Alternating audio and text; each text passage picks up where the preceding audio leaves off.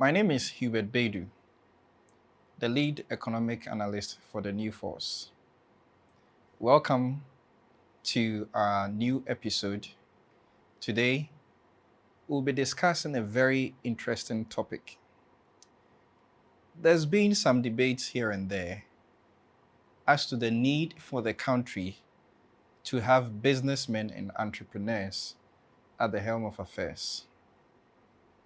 If you ask me which side of the argument I would say I'm for it. But I am not for it just for the glamour or the beauty of it.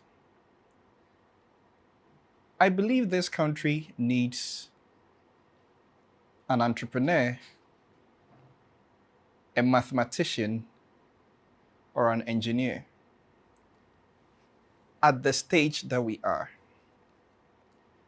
We need a character that thinks in value and profits.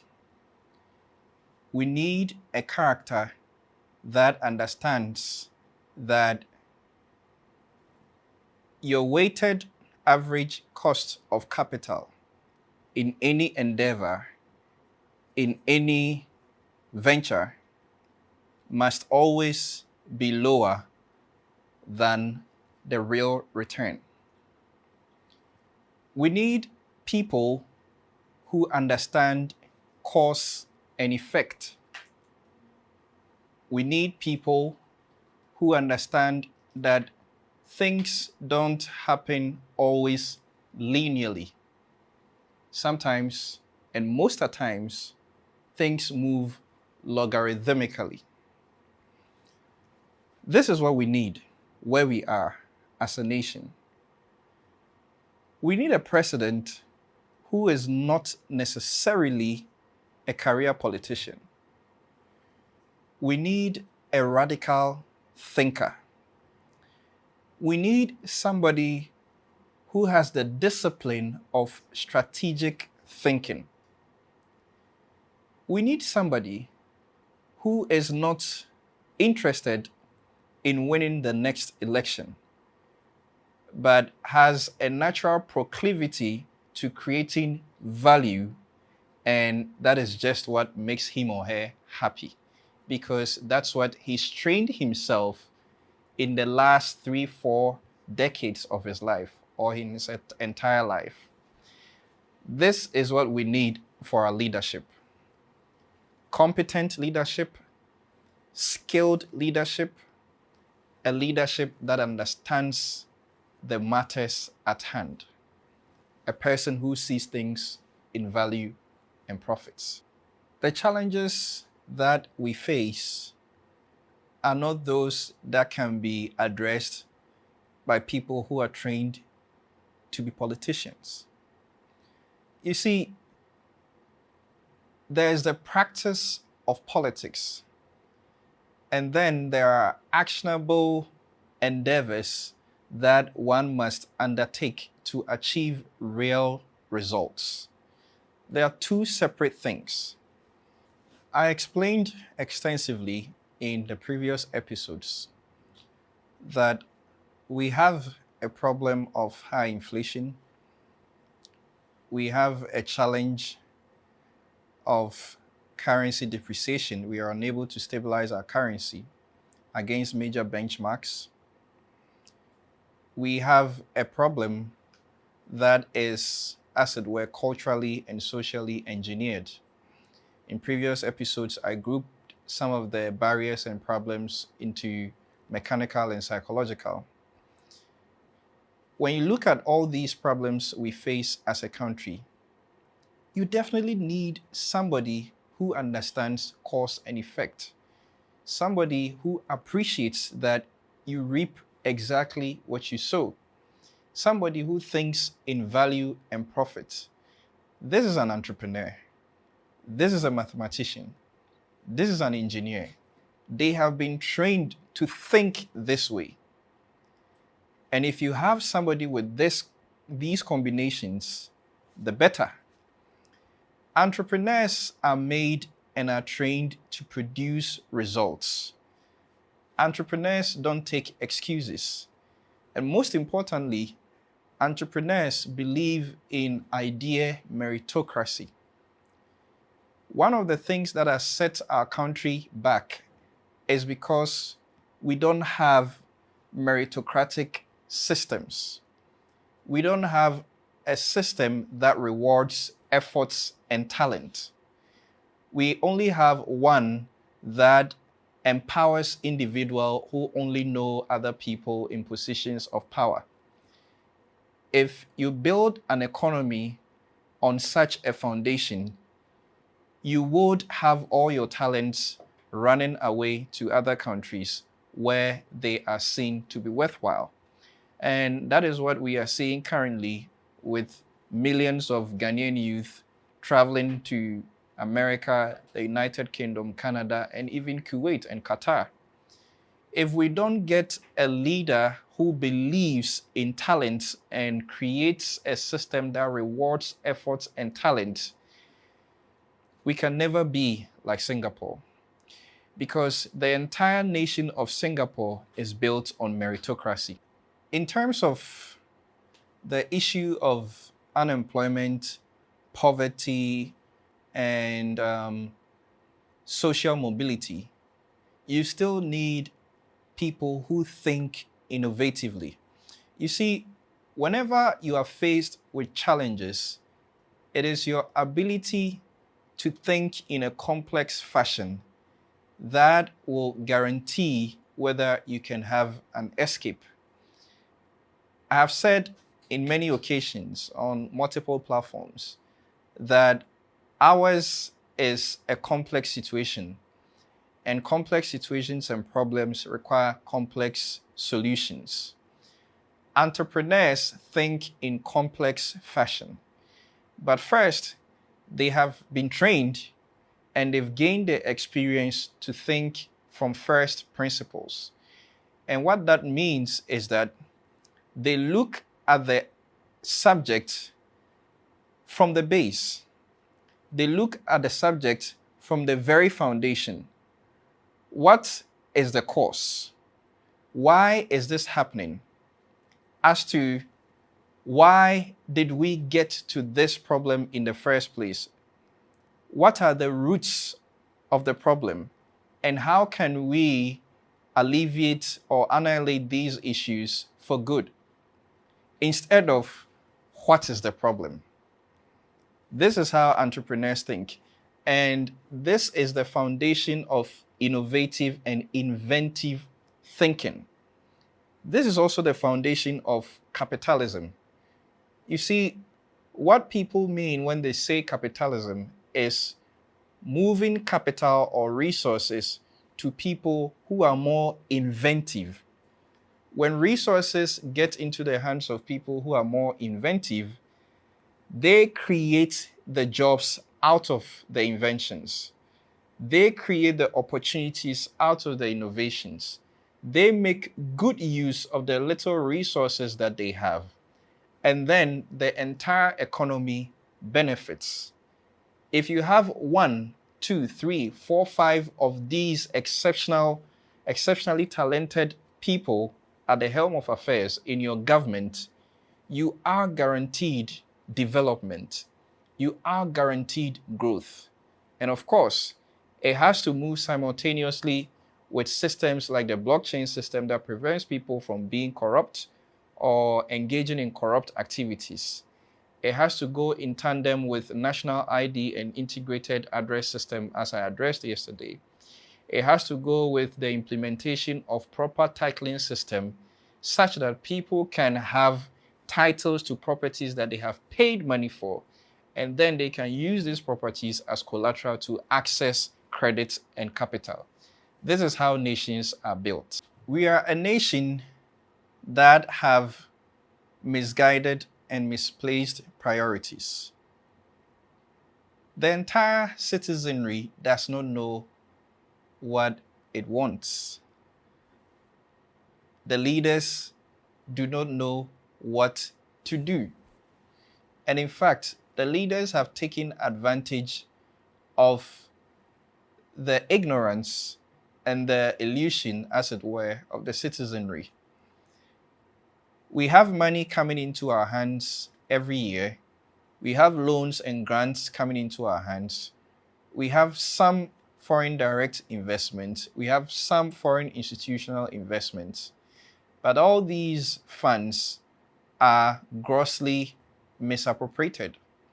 We don't put them into ventures and projects that can create returns and value that are enough to service the debt, that are enough to create sustainable growth and development, which will be beneficial to the entire Ghanaian populace. It is a big problem. I don't know when we can solve this, but whenever we are ready, the world is ready. How do we make government processes and government business more entrepreneurial, more value focused, more profit focused? It starts with meritocracy. You see, if people do not qualify for the positions they are given, they do not see what they are holding. They are unable to appreciate the value that they are supposed to give. This is where the problem starts from. Even before we begin to think of whether or not this position requires an entrepreneur to fill it up or a businessman to fill it up, it really starts from who is qualified, who truly deserves to be there. Then we can think of how to create value, how to maximize profit for the benefit of the people. But like I said earlier, you need innovative minds. They can be lawyers, but may be very innovative. They can be medical doctors, but may be very innovative. There has been a lot of academics who have created so much value that the world has benefited, even though people in academia are not seen to be profit-oriented or business-oriented. So it really depends on what type of position it is, what type of leadership it is, and what the role requires, and what type of value we are looking for in that particular space. In terms of making this economy sustainable, we need to take our debt situation seriously. You see, and I'll go back again. This is why you need an entrepreneur. This is why you need a businessman. Businessmen are not afraid of debt. They understand that debt is amoral. It is neither good nor bad. What makes debt good or bad is what you decide to use the debt for. Another thing, I have grown to learn that we have a leadership that does not understand scaling metrics. And what this means is whatever notional value of debt that you borrow creates an economic interdependence that is just sitting on the edge for the next catastrophic event. It's like structural engineering gone wrong. It's like a small crack in a lofty building. It's just a matter of time, and the entire 25th floor collapses. That is how we should think. Scaling metrics. The decision is simple. The decision is little, but the effect it can have on the entire economy can be cataclysmic. If you borrow even $1 million for the entire nation, and you don't have a plan of what to use the money for to create returns and pay back the loan, that is that small crack lurking somewhere in the building, and it's just a matter of time. This is what our leaders don't understand. because they are not trained to think in value and profits. They do not understand that they have to create returns by any means necessary greater than the weighted average cost of capital. In terms of attracting local and foreign investment, we already have the foundation. I mean, the most important thing you need for people to invest in your country is stability, political stability. It is the peace that sits within the nation. It is the tranquility. It is order. It is the rule of law. These are intangibles. But they are invaluable. They are incalculable. You cannot put value to them. They are immeasurable. And Ghana has all of these. We've had political stability at least in the last 40 years. We've had peace. We have become the beacon of hope for the rest of Africa in terms of democracy. Our democracy is enviable. So all that we've had to do is to be financially balanced. All that we've had to do is to have prudent monetary policies. All that we've had to do is to have prudential regulations, strong prudential regulations, because if you have a free market economy and you don't have strong prudential regulations to go alongside with it, you create problem. And that's how come we had a serious banking crisis from 2018 going into 19, and we had to spend billions of Ghana cedis just to swallow in some of the banks. And in fact, that could have even been done in a better way. But I'm not going into that situation today. Maybe another time. Let me hear from you in the comments. Jobs, jobs, jobs, jobs. You see, the reason why we need to create jobs and create employment avenues and business opportunities aggressively is not just for the beauty of it. We need to have a people that have disposable income. If our people have disposable income and they have a lower time preference, that is only when they can give the government loans. So you see, the government would go to the Ghanaian people to ask for money. That is domestic debt. That is how Japanese government has done it. Their debt to GDP is inching to 300%. Economists are baffled with this. They can't wrap their heads around it. How is the Japanese economy still resilient with a debt to GDP of almost 300%? It's because a chunk of the debt is owed to the Japanese people. A chunk of the debt is denominated in the Japanese yen. But first of all, there had to be jobs for the Japanese people. There had to be business opportunities for the Japanese people that create wealth and create disposable income, which the Japanese people don't know what to use for. And then they have trust in the Japanese government, so they give that money to the government to invest in infrastructural projects, to give some of them as loan to African governments and take good interest on these monies. This is how they've done it. This is how they've done it. And this is how you empower the youth.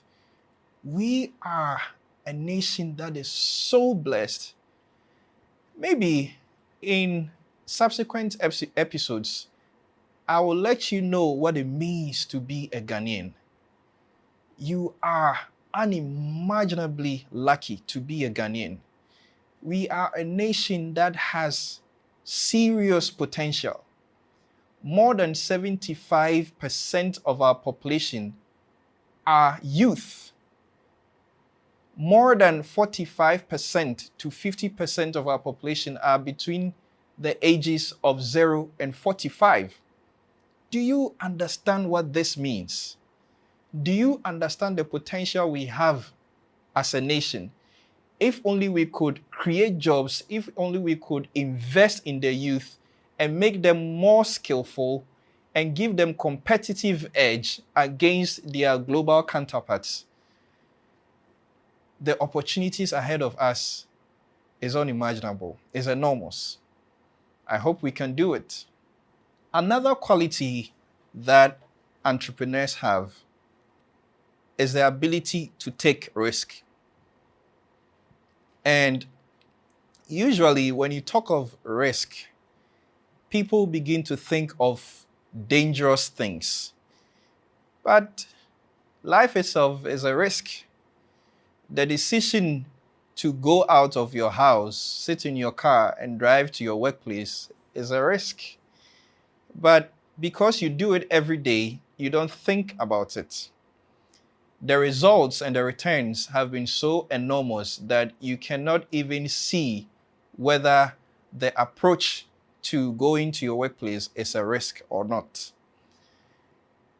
When we talk of risk, we talk of asymmetric risk.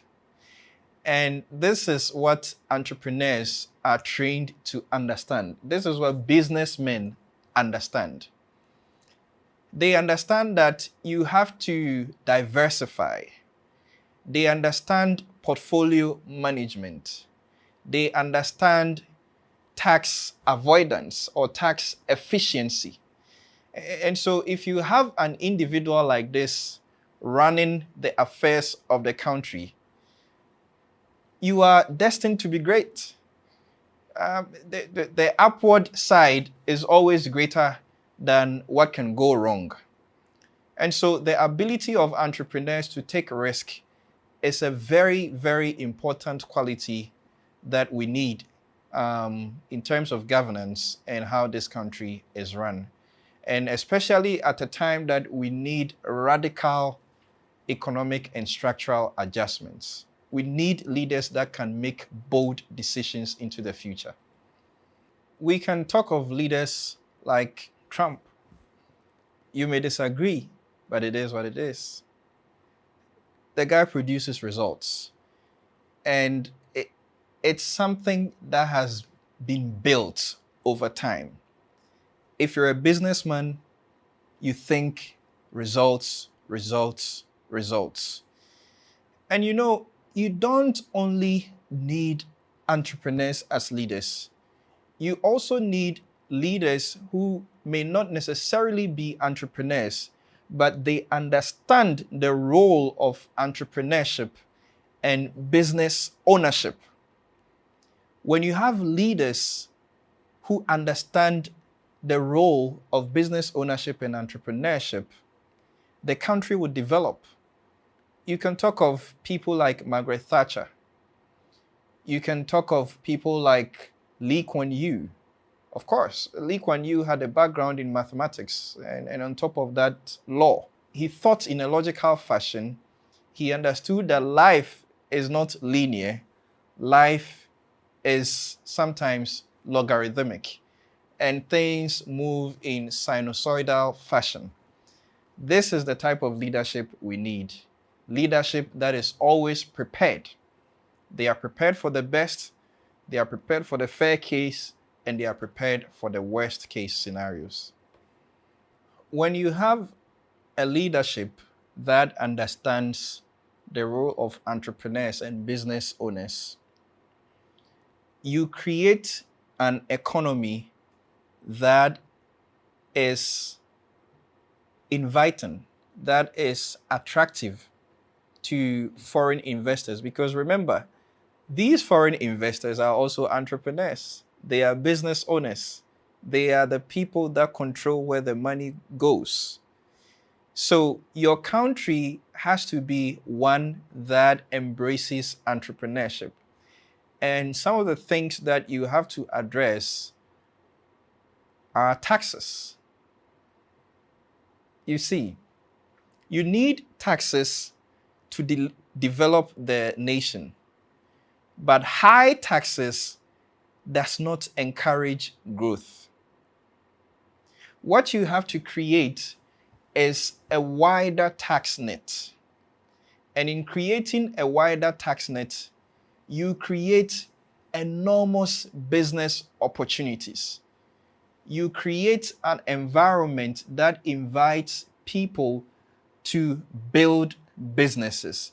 When you have more businesses and more people going into entrepreneurship and setting up innovative ventures, then they can pay the taxes that you need. That is different from increasing taxes. This is how entrepreneurial leaders think.